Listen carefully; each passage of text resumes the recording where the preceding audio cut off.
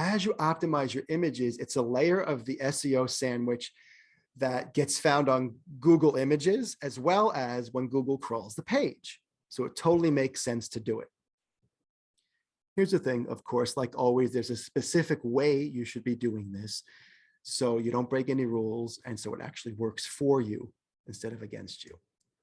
So what does an optimized image name look like?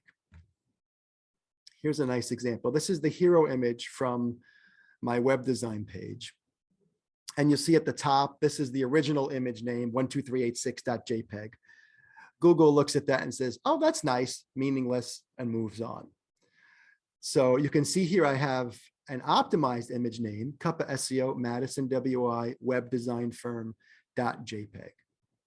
What's important to note here is a couple things. One is I always try to stick to about 50 characters or less, so it doesn't look spammy. That's a Cuppa SEO rule, right? Because if it starts to look spammy to me or somebody on my team, it might look spammy to Google.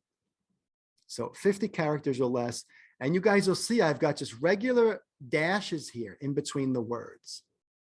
We never, ever want to do underscores or spaces in an image name.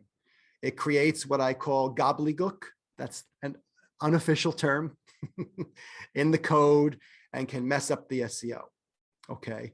Dashes are the way to go. They keep it clean. They keep it in compliance. And then you guys will see what's sitting above the image name is the alt image name or alternate image name. That's something when you load the image after it's been optimized in WordPress, there'll be a little section for your alt image name and you pop that in. And in this case, for alt images, you put spaces instead of dashes. The reason is that's something that some people might see, okay? This is something that was put into place for people if they've got disabilities. Maybe their computer reads to them. Maybe they've got high contrast going because they can't really see very well. So you'll get that alt tag will pop up over an image. So it needs to make sense. It needs to be readable and kind of like an incomplete sentence. Okay, so those are your image and alt image names. Every logo, every image, name it. And I'll tell you, you can really get a lot of layers, a lot of pieces of turkey, so to speak, into that sandwich. Google loves it. It's non-obtrusive to the reader, and it works.